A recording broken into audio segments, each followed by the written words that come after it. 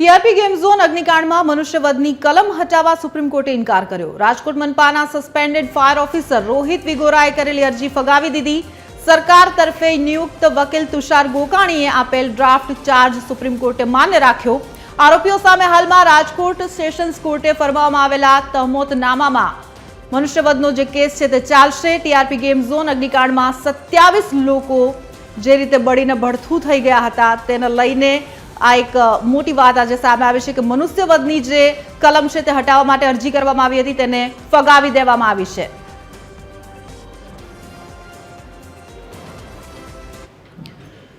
તો વધુ માહિતી સાથે રવિ મોટવાની અમારા સંવાદદાતા ફોન લાઈનથી અમારી સાથે જોડાઈ ગયા છે। રવિ, જે રીતે ખૂબ જ મોટી આ ઘટના હતી જેને લઈને અત્યારે એક મોટો નિર્ણય કહેવાય, કઈ દિશામાં અત્યારે તપાસ છે તે ચાલી રહી છે અને આ મોટું જે નિવેદન સામે આવ્યું છે તેને લઈને કેવી ગતિવિધિ?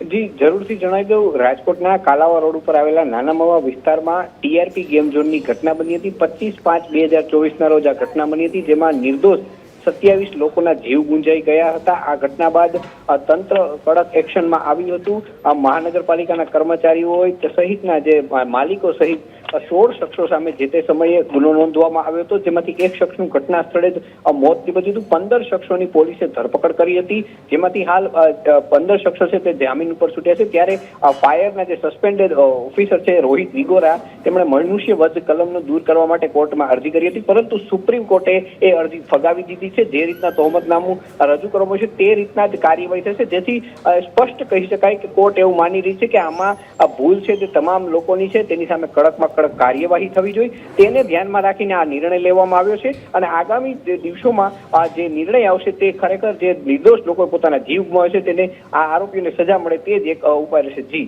બિલકુલ, આભાર રવિ સમગ્ર માહિતી બદલ। તો જે રીતે કોર્ટની મોટું જે નિવેદન અને ખાસ કરીને જે અરજી ફગાવી દેવામાં આવી છે, મનુષ્યવધની જે કલમ છે તે હટાવવાની માંગ હતી, તે અરજીને ફગાવી દેવામાં આવી છે અને તે દિશામાં તપાસ આગળ વધશે અને તે રીતે જ કેસ ચાલશે તેવું કોર્ટનું નિવેદન સામે આવ્યું છે।